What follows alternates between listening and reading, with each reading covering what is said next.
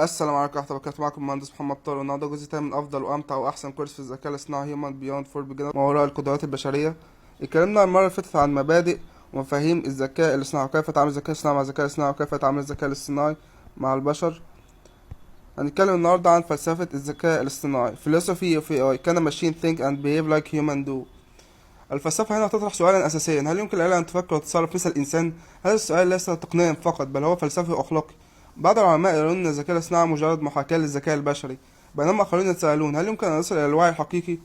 النقاش يشمل قضايا مثل: هل يمكن للآلة أن تشعر أو تتخذ قرارات أخلاقية؟ هل الذكاء الاصطناعي مجرد أداة أم يمكن أن يصبح كيانا مستقلا؟ هذه الأسئلة تجعل الطلاب يفكرون في حدود التقنية وتأثيرها على المجتمع والإنسانية.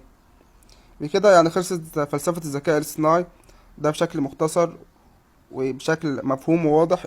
فلسفة الذكاء الاصطناعي هننتقل للبرمجة بالذكاء الاصطناعي والبرمجة من غير الذكاء الاصطناعي Programming without and with AI. Programming without AI: a computer program without AI can answer the specific question it is meant to solve. Modification is not quick and easy. It may lead to affecting the program adversely, and it may lead also to a function، يعني ممكن يؤدي للخلل. معناه إيه الكلام ده؟ معناه ان البرمجة التقليدية بدون ذكاء اصطناعي، البرنامج يجيب فقط على الأسئلة المحددة التي ضمن لها. أي تعديل يحتاج إلى إعادة كتابة الكود، وقد يؤدي إلى مشاكل في النظام. مثال: برنامج آلة حاسبة لا يعرف سوى العمليات التي يبرمج عليها المبرمج. جمع، طرح، ضرب، قسمة. برمجة تقليدية. البرمجة بالذكاء الاصطناعي: البرنامج يستطيع الإجابة على أسئلة عامة لأنه يتعلم من البيانات. التعديلات أسرع وأسهل لأن النظام يتكيف مع التغيرات.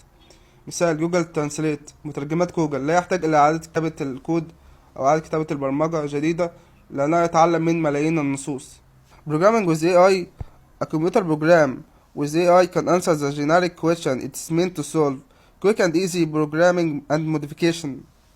أمثلة توضيحية: بدون ذكاء اصطناعي لعبة شطرنج قديمة تتبع خطوات محددة مسبقة ولا تستطيع التكيف مع أسلوب اللاعب. مع الذكاء الاصطناعي تتعلم ألفا زيرو لعبة شطرنج حديثة من ملايين المباريات، وتبتكر استراتيجيات جديدة لم يضعها المبرمج بنفسه. بدون ذكاء اصطناعي برنامج بريد إلكتروني قديم يفرز الرسائل فقط حسب التاريخ والعنوان. مع الذكاء الاصطناعي بريد إلكتروني حديث يميز بين الرسائل المهمة والرسائل الادعائية باستخدام تحليل النصوص.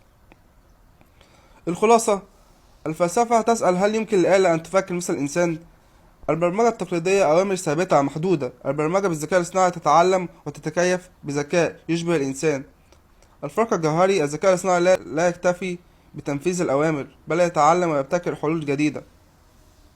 بكده خلصنا فلسفة الذكاء الاصطناعي، وخلصنا البرمجة بالذكاء الاصطناعي والبرمجة من غير الذكاء الاصطناعي. وشكرا لوقتكم. سلام.